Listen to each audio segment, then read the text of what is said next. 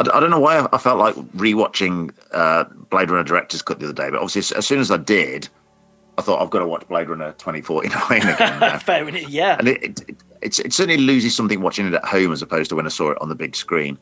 But I think in a way, I think I've enjoyed it more. And might be a little bit controversial, maybe. I think it's better than the first one, now. I haven't watched them both for some time, and I want to get them both on 4K. I'm kind of getting back into getting DVDs and Blu-rays at the physical minute. Media. Yeah, physical media. I want to get some 4K Blu-rays. I've got a couple. Is it better? But the original's so ingrained, but I do love 2049. I think it is so beautiful to watch. And actually, what's his name now? Gosling. Ryan Gosling. I'm not that much of a Gosling fan, to be fair, but I think in this... He's really good in this, though. In this, he's fantastic. Dave Bautista's good. You can pause it anywhere and it looks stunning.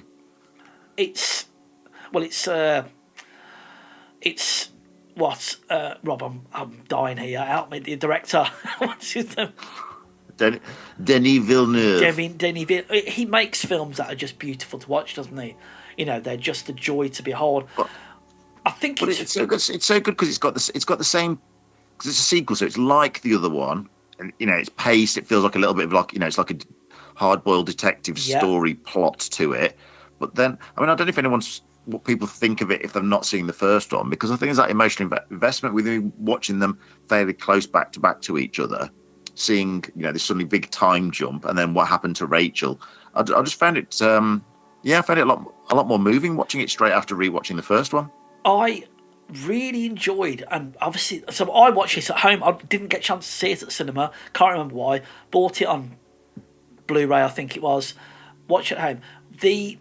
I don't even know what it's called. Is it an up-to-date Voight-Kampff test that he keeps doing? Oh, and yeah. Control, and is it Control? And it just keeps giving him that test. Is it to make sure that it's still on track? It's very strange, isn't it? And what's his Jared Leto in one of his better roles? Apparently, that was meant to be they wanted Bowie for that. Oh, but okay. Bowie obviously inconveniently died. Yeah. So they wanted someone else that had some sort of rock star vibes. He's hardly in it. I'm not a big fan of Jared Leto, but he's hardly in it.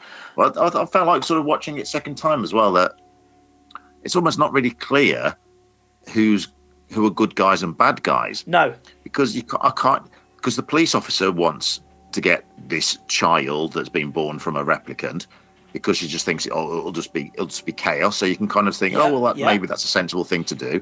The woman who's the replicant working for Jared Leto, and you think, well, she's the bad guy. She's going around killing people. Yeah. Well, is she wanting to save the child so they can make more replicant children? So she's doing it for the sake of her species. And I just felt like everyone's morality was quite grey. I don't know, perhaps I all thought this first time round, I don't know, but I enjoyed it so much watching it second time. I thought it was actually a pretty good... it is a CGI Rachel, isn't it?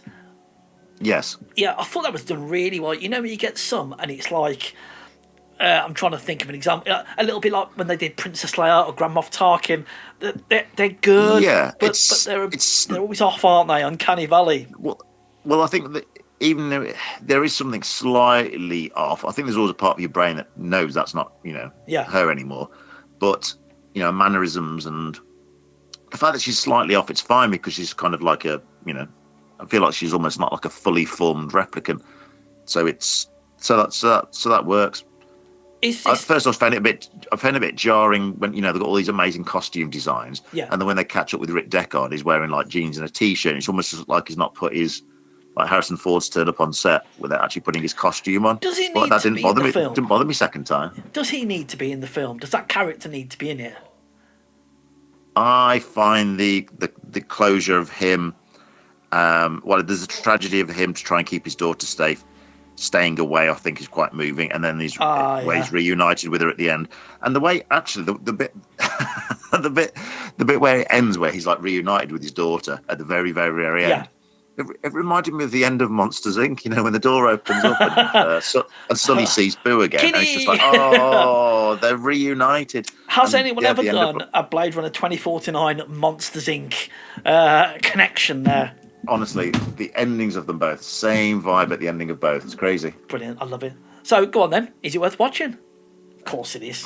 Yes. Of course it is. It's wonderful. 10 out of 10 movie for me, that is. Whoa. Wonderful. I know. Crazy. I'll watch it myself and we'll have another follow-up soon. All right. See you later.